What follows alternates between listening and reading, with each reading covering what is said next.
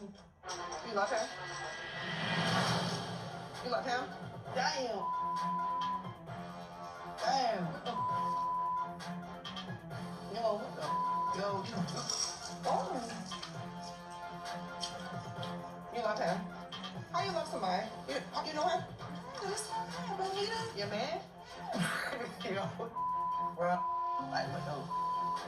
Hey, what's up, y'all? It's your boy JJ Mack. I'm back to talk about Love After Lockup, Season 7, Episode 17. They only really showed like 4 of the couples, so it's not that much to really talk about this week, but they finally showed Damond, Bonita, and Gigi, the sit down I've been dying to see. Yeah, Bonita's been carrying the season. Like, shout out to her. She's been bringing the entertainment for sure. But nonetheless, I'm just gonna hop right into the review. Click like, share, subscribe, all that good stuff, and let go.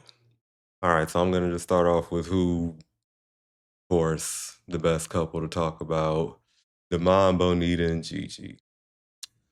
Now start us off with where it left off last week with Gigi and Damond at the roller ring. And Gigi's still talking about she's not sure if she can trust them. Gigi, let me be the one to tell you, you cannot. This man had you come in through the back door. Like, I don't know what else you need to know that you can't really trust this man. You ask him questions, he's not really answering them. He's like answering them in a roundabout way. And like she needs to learn from Bonita. Bonita's a little more, you know, smart than her when it comes to, men that lie and shit, clearly. But so I'm just gonna go right to the scene where they meet up. First of all, he has Bonita meet up at the restaurant first by herself, right? Then him and Gigi come, and he had Gigi stay in the car for a minute while he went to talk to Bonita. And Bonita already knew what was up. She already knew what was. She knew something fishy was up because he's like, I brought another person, for the dinner and da da da. She was like, "Oh, really? Well, go get your friend." And then in walks Gigi, and she was basically like, So do you know him?" Yada yada yada. And Gigi was like, "Yeah, this is my man, Bonita. I love him." And Bonita was like, "This your man?" And she just immediately started just throwing drinks at them. it was it was funny. He didn't even get a chance. I mean, I think he got a chance to sit down, but I'm not sure before he started getting drenched. So then after she drenches him, Bonita walks out. She storms out. Gigi goes out to talk to Bonita. Uh, Bonita's like, Hurry up, get in the car, lock the door before Damond can come out and try to talk to him." They pull off, meet at a whole different restaurant, and he's trying to call Gigi, call Bonita, like, "Where y'all at? I'm sorry, I really love both of y'all." And Bonita ain't having it.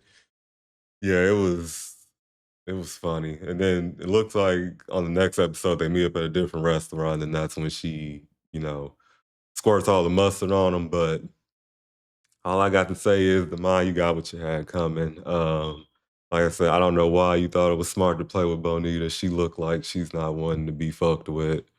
So, I mean, I knew this was coming. Gigi, I want better for her. She seems like a really sweet girl, but kind of naive, especially when it comes to men. So, yeah, that's what we got for them. We'll just see where it goes. Don't look like it's going nowhere good for Damon, though. That's for sure. All right, next we got Charlie and Hilary. Now, this couple, they ain't gonna last. I'm calling it now. Charlie picks her up from prison. All her inmates and stuff that were in there with her, they were like really happy for her, I guess, to see her go. She said everybody there loved her. She was super nice to people. But they leave. He picks her up, they leave, they go to like this little restaurant, whatever. He gives her like this outfit he wants her to put on.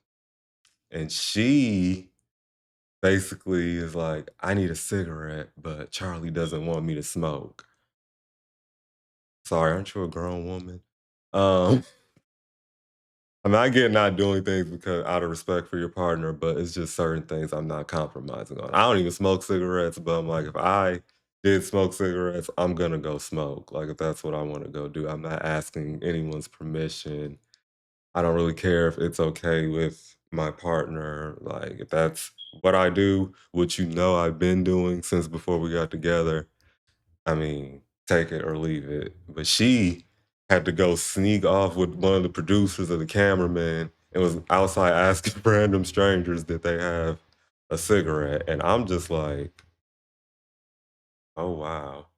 Um, so we know Charlie's a control freak, which is odd for a man that don't have a job, but he does have money. So I guess she is dependent on him right now, but that was just wild to me. That's just gonna that right there showed me, yeah, this relationship won't work because it's already a control issue. And on top of that, she really ain't trying to be with him. From what she said last week, she got an ex-boyfriend that's got money that she really wanted to be with. So I don't know about them, but I don't see it lasting. Then we got Rich and Felicia, who we missed last week. Rich was in jail 6 days for weed.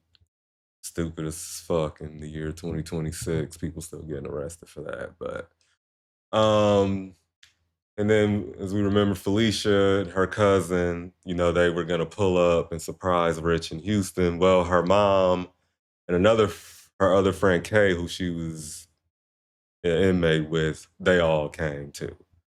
To surprise Rich. Rich was, you know, when he got back, he was talking to, I think, his one of his close friends, who's a female, you know, about he's sure he wants to do this with Felicia. Does he love her? All that stuff. And they keep bringing up these divorce papers that I'm like, so tired of hearing about them. Like, either Google, like, Felicia either needs to just Google it because it's public record if he's still married. Google and find out for yourself, or Rich, just give it to her. Like, I don't get what's going on with them. But yeah, it looks not looking too good for Rich having everybody pull up on him. Now, they didn't show the whole thing, but looks like next week we'll see them all confront him. And I really want Felicia's cousin, I forgot her name, like, why is she so invested in their relationship? I just, like, she seemed more invested in it than Felicia do. Felicia seemed like she cared more about getting money from her, you know, other dudes she was talking to while she was locked up than she cared about Rich, honestly. But hey, they're a mess, and we'll see where the mess continues. All right, then we got final couple, Kirsten and Brady. Leaves off where Kirsten and Corey, you know, they were talking about Kirsten being too overbearing and stepping in too much on Brady and Corey's kids. Kirsten saying, you know, well, she's their stepmom, which I mean, I guess as a stepmom, you can have a say, but at the end of the day, Corey's been the one taking care of the kids while Brady was locked up. So I think she got it covered. I think you should only give your opinion when it's needed. And right now, like, it's not needed. Um, we find out Brady is on another drug, which I forgot the name of. I should have put it in the notes. I fucked that one up. But he's on something else to like help him recover from the drug he was addicted to. So yeah, we'll see how that plays out. Oh,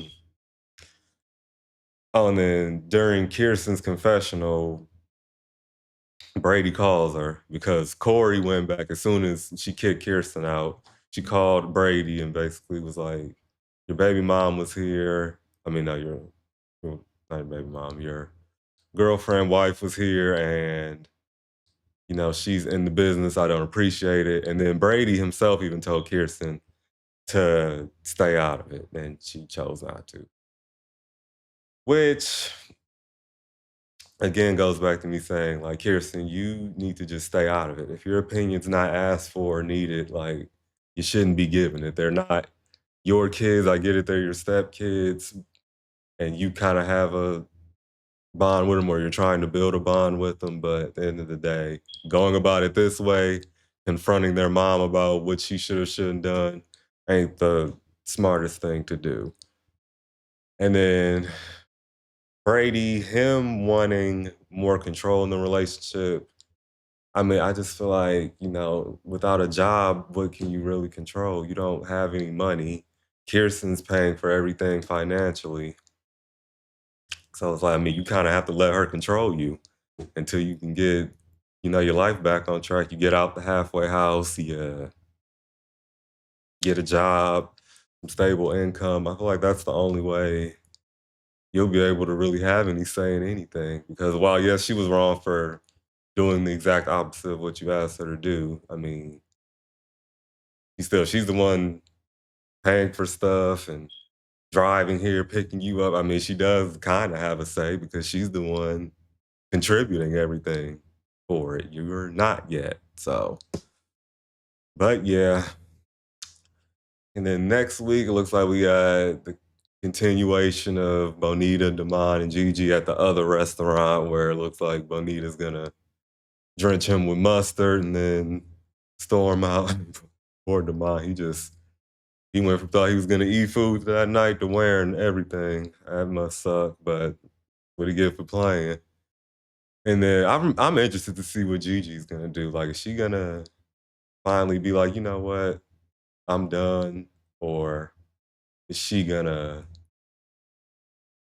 still try and stay? Bonita, I feel like Bonita ain't messing with. She ain't fucking with him. Like, by the end of the season, that they'll be done. Hopefully. And then we have Cyrus and Dia will be back next week, and it looks like Cyrus and Jaden have a one-on-one. Jaden is Dia's old boyfriend and Cyrus's old cellmate, so that should be interesting. And Dia's crying. It's just, I don't know. If I was Dia, I'd be more worried about getting a better house and bedroom for my kids than a man right now. Like, I get it, people do what they gotta do, but why do you have 3 kids and they're all sharing one room that doesn't have a wall? Like, it's all wood. I would just be more concerned about that than, you know, Cyrus. But hey, it's their life, let them live it. But if you stayed this long, thank you for watching. This has been my review recap of Love After Lockup, and until next time, goodbye.